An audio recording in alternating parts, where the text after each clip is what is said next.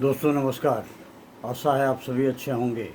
आज का जो हमारा टॉपिक है वो है स्टोमेटाइटिस, बच्चों के मुंह में घाव। बच्चों के मुंह में घाव का तात्पर्य यह है कि मुंह के अंदर सूजन हो जाती है। मुंह के भीतरी सतह को ढकने वाली श्लेष्मा झिल्ली प्रभावित होती है। सूजन जो हो गालों के अंदर तक चली जाती है। जीभ, होठ के अंदरूनी हिस्से, मसूड़े या तालू पर हो सकती है। स्टोमेटाइटिस में मुंह के अंदर घाव, छाले, अल्सर भी बन जाते हैं। होम्योपैथी में इसका इलाज बहुत ही कारगर सिद्ध होता है और बहुत सारी दवाइयाँ हैं जो स्टोमेटाइटिस को ठीक करती हैं।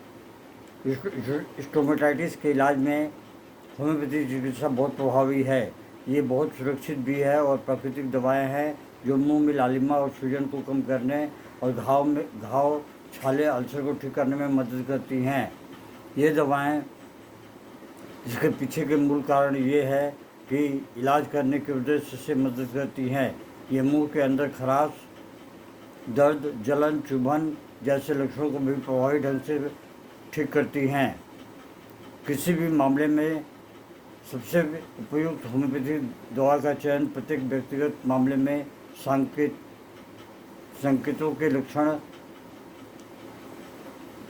संकेतों और लक्षणों के आधार पर किया जाता है। इसमें जो दवाइयाँ प्रयोग में आती हैं वो सबसे पहली है वायोला ट्राइकलर तथा रस्टॉक्स। बच्चे के मुंह में छोटी छोटी सफ़ेद रंग की फुंसियाँ हो जाती हैं। मुंह में होने वाली फुंसियाँ पहले गाल पर होती हैं, फिर कपाल पर होती हैं और धीरे धीरे पूरे शरीर में फैल जाती हैं। जब ये फुंसियाँ रगड़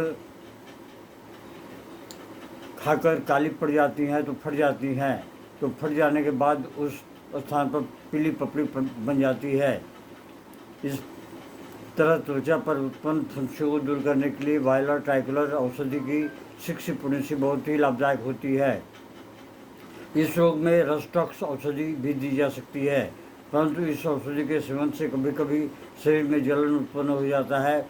अतः रस्टॉक्स औषधि का प्रयोग करने से शरीर में जलन होने पर रस्टॉक्स औषधि का सेवन करना बंद करना चाहिए। अगली जो दवा है वो है हमारी बोरेक्स। बोरेक्स एक बहुत ही कारगर दवा है। मुंह के भीतर का घाव या फुंसियाँ होने पर बोरेक्स औषधि 6 में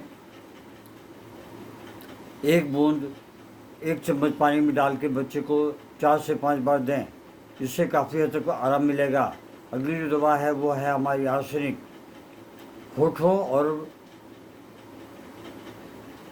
होठों पे फुंसियाँ होने पर जीभ के पिछले भाग पर मैल की परत जम जाती है। जीभ बीच के भाग में लाल लकीरें बन जाती हैं। मुंह से कभी कभी बदबू भी आने लगती है। बच्चा बेचैन रहता है, छटपट करता है तथा बच्चे को हरे रंग के पतले दस्त भी आने लगते हैं। इस तरह के लक्षणों में आर्सेनिक औषधि की सिक्सिपोनेसी बहुत ही लाभदायक सिद्ध होती है। अगली जो दवा है वो है हमारी कैल्केरिया कफ। बच्चों में दांत निकलते समय विभिन्न प्रकार के रोग उत्पन्न हो जाते हैं, जैसे मुंह में घाव होना, मुंह और सिर पर पसीना आना। ये एक खास लक्षण है। अगर सर पर पसीना आता है तो इसमें कैल्केरिया कफ औषधि बहुत ही लाभदायक सिद्ध होती है। इसे 30 की पोटेंसी में दिन में कम से कम 4 से 5 बार दें। 1 चम्मच पानी में 1 बूंद डाल के। मक्सॉल औषधि, मक्सॉल को 6 की पोटेंसी में या 12 की पोटेंसी में, यदि जीभ जो है फूल जाने के कारण उसमें जलन होती है, दांत की जड़ में घाव हो गया हो, मुसड़ों से खून आता हो, मुंह से सड़ी बदबूदार लार आती हो तथा श्लेष्मा युक्त पतले दस्त आते हों, तो ऐसे लक्षणों में मक्सॉल औषधि बहुत ही लाभदायक होती है। इसे 6 की पोटेंसी में 2 बूंद आधे कप पानी में डाल के बच्चे को 5 से 6 बार देते रहें। सल्फ़र औषधि, सल्फ़र जो वो है बादशाह है, यानी कि सारी दवाइयों को ये और भी आगे की तरफ बढ़ाती है। अगर जीभ पर सफ़ेद रंग की परत जम गई हो, चेहरे पर बड़ी बड़ी फुंसियाँ आ गई हों, मुंह से खून मिला हुआ लार टपकता हो, भीगे गोंद की तरह लसदार दस्त आते हों तथा गुदा द्वार के चारों ओर फुंसियाँ हो गई हों, तो फुंसियों से पीप का निकलना बंद हो गया हो, ऐसे लक्षणों में सल्फा औषधि की 30 की पोटेंसी बहुत ही लाभदायक होती है।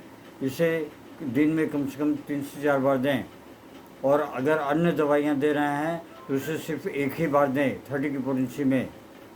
ये उन दवाइयों को शक्ति प्रदान करेगी और आगे की तरफ में बढ़ाएगी।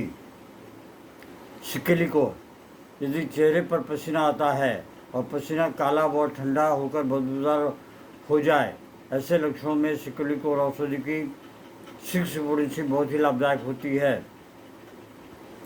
शुरू में शहद को बच्चे के मुंह से हुए जख्म पर लगने से जख्म ठीक हो जाता है, यानी कि शहद उसमें लगाना चाहिए।